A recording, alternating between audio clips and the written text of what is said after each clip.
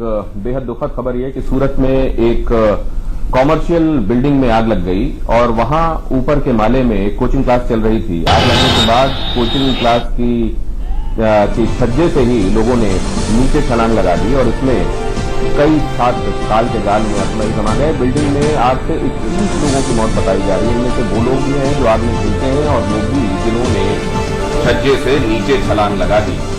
CM Vijay Rupani सूरत के लिए रवाना हो गए हैं। प्रधानमंत्री नरेंद्र मोदी ने अपने ट्वीट में इस हादसे के लिए शोक प्रकट किया है और साथ ही ये कहा है कि मेरी संवेदनाएं पीड़ित परिवार के साथ हैं। और गुजरात की सरकार ने प्रभावित परिवार के परिजनों को 4 लाख रुपए मुआवजे का ऐलान किया।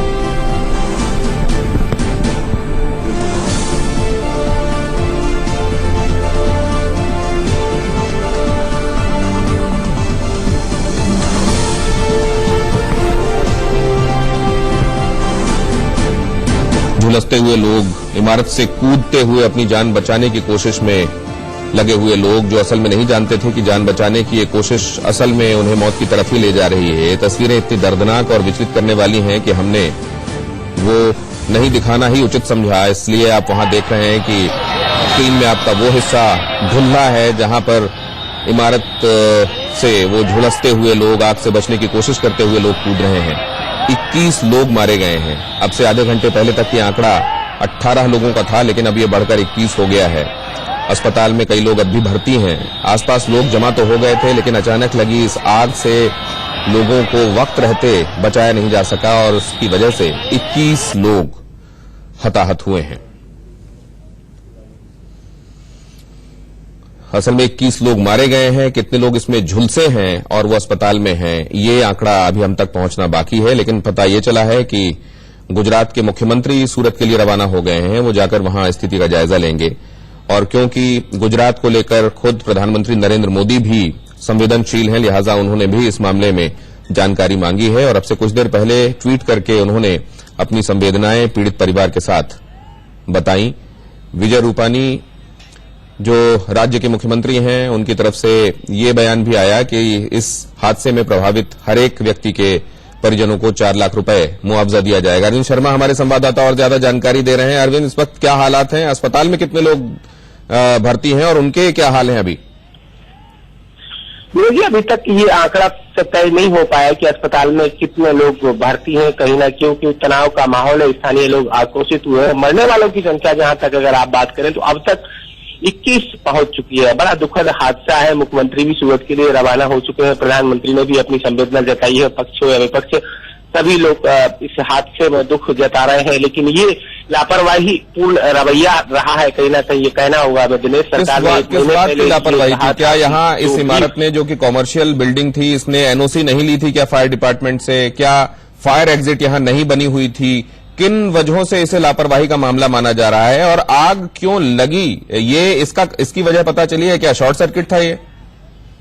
दिनेश, देखिए, इस तरीके की एक घटना सूरत में कुछ दिन पहले और हुई थी। तब सरकार ने ये कहा था कि जो भी ट्यूशन संचालक हैं, जो बहुमाली बिल्डिंगों में क्लासेस चलाते हैं, उनको जो है ना एक रजिस्ट्रेशन करवाना होगा, कागजी कार्यवाही करनी होगी और तब जाकर ये संचालन कर सकेंगे। लेकिन इसमें ऐसा हुआ है कि यहाँ की ना तो कोई परमिशन ली गई थी और इस बिल्डिंग में इसको चलाया जा रहा था। बताया ये जा रहा है कि पहली मंजिल से बिल्डिंग में आग लगी और ये जो तमाम बच्चे हैं जो अपने आप को बचाने की कोशिश कर रहे थे, लेकिन बचने के चक्कर में मौत के मुंह में चले गए।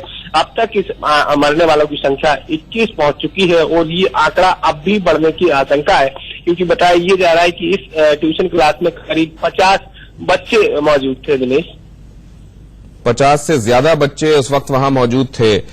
लापरवाही का मामला माना जा रहा है। स्थानीय लोग बड़ी तादाद में यहां जमा हैं, आक्रोशित हैं और इस बीच अलग अलग राजनीतिक पार्टियों से ताल्लुक रखने वाले लोग भी यहां पहुंच गए हैं और राज्य के मुख्यमंत्री भी इस जगह के लिए रवाना हो रहे हैं। हमारे संवाददाता अरविंद बता रहे हैं कि यहां यह हादसा तो पेश आया ही, साथ ही इलाके में तनाव का माहौल भी बना हुआ है। अस्पताल में कितने लोग दाखिल हैं इस बारे में अभी कुछ नहीं मालूम, क्योंकि अगर 50 लोग यहां उस वक्त 50 स्टूडेंट्स उस वक्त इस कोचिंग में पढ़ रहे थे और उनमें से 21 के बारे में ये रिपोर्ट है कि वो अब इस दुनिया में नहीं रहे, तो बाकी के छात्र क्या उन्हें सकुशल नीचे उतार लिया गया था या उनमें से कई लोग और झुलसे थे, कई लोग और अपनी जान बचाने के क्रम में छज्जे से कूद पड़े थे? इस बारे में अभी और जानकारी मिलना बाकी है।